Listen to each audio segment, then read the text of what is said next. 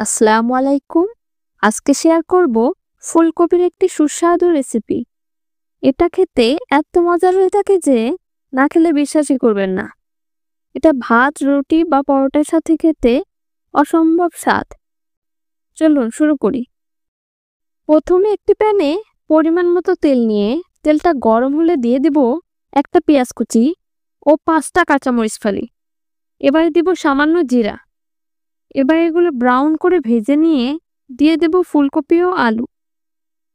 কিভাবে কেটেছি তা তো দেখতেই পাচ্ছেন। ছোট ছোট করে কেটে নিয়েছি যাতে তাড়াতাড়ি সিদ্ধ হয় আর দেখতেও সুন্দর লাগে। এবার দেব পরিমাণ মতো লবণ ও সামান্য হলুদ। আর কোনো মশলা ব্যবহার করব না। অল্প মশলাতেই এই রেসিপিটা অনেক মজার হয়ে থাকে। এবার একটু মিশিয়ে নিয়ে ঢেকে দেব ও 7 থেকে 8 মিনিট পর দেখব যে সিদ্ধ হয়ে আসছে। এবার একটু ভেজে নিয়ে সাইড করে রেখে একটা ডিম ভেঙে স্ক্র্যাম্বল তৈরি করে নেব। বেশি শক্ত করা যাবে না, এই জন্য একটু ফুলকপি ও আলুর সাথে মিশিয়ে নিলেই তৈরি হয়ে যাবে সুস্বাদু ফুলকপি ভাজি।